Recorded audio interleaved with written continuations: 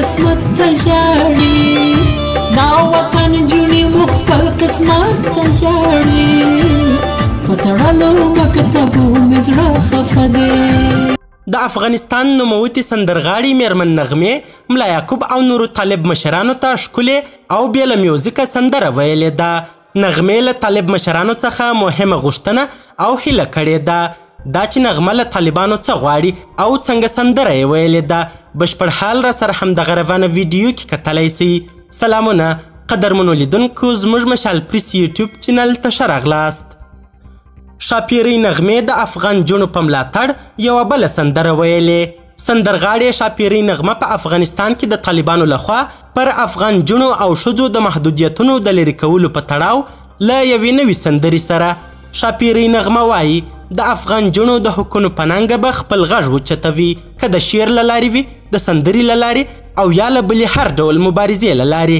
نوموړې وایي دا موضوع موږ ډیر ځوروي چې زموږ د نجونو پر مخ د ښوونځیو او پوهنتونونو دروازې تړلې سوي دي، نو زه هم له دوی سره همغږې یم.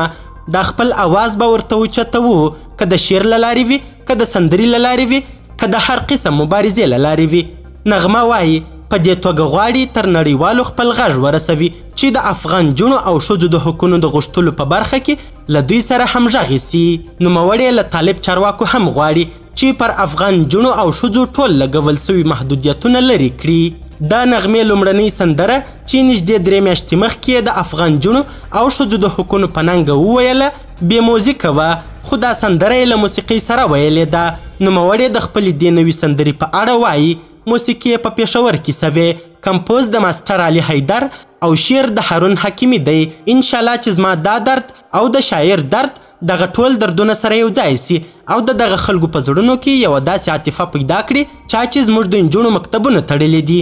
نغمې د افغان جونو او ښځو د حقونو په ننګه خپله لومړنۍ سندره ځکه بې میوزیکه ویلې وه چې د دې په خبره طالب چارواکي یې واوري او پر دوی لګول سوي محدودیتونه لرې کړي.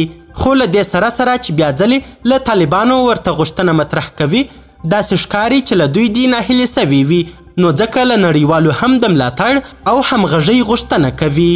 قدرمنو لیدونکو، د ویډیو له کتلو مو نړۍ مننه. د لا زیاتو او نورو لحظه پر لحظه خبري مطالبو لپاره زموږ همدغه مشال پریس یوټیوب چینل سبسکرایب کړئ. تر بیا او بلې ویډیو ښه وخت ښې چارې، د الله په امان.